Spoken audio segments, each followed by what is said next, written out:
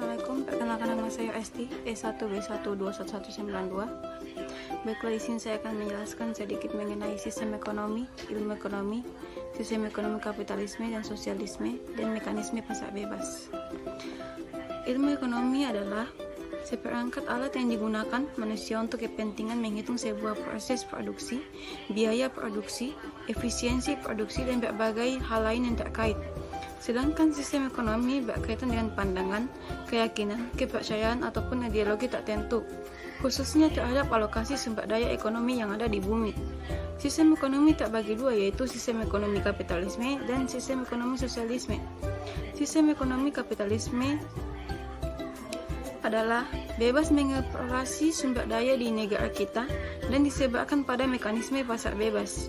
Yang kedua yaitu sistem ekonomi sosialisme, yaitu individu atau swasta tidak boleh menguasai sumber daya alam dan diserahkan sepenuhnya pada negara.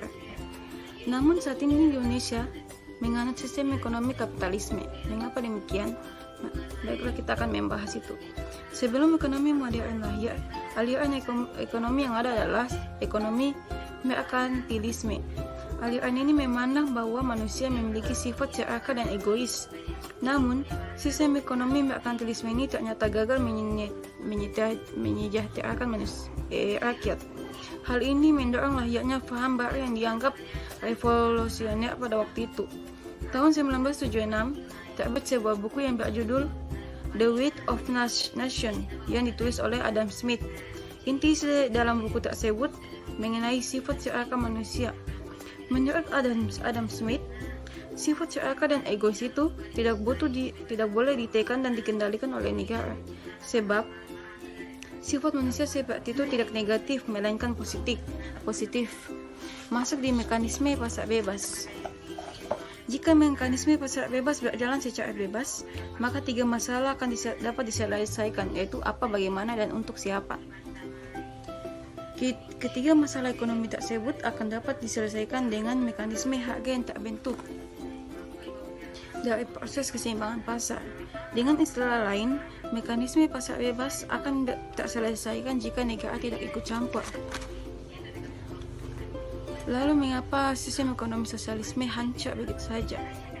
Sistem ekonomi sosialisme gagal mewujudkan pertumbuhan sekaligus pemerataan ekonomi. Ekonomi sosialisme menghasilkan kelas baru yang lebih buruk dari kelas sebelumnya. Impian terbentuknya negara komunisme adalah suatu yang mustahil untuk diwujudkan.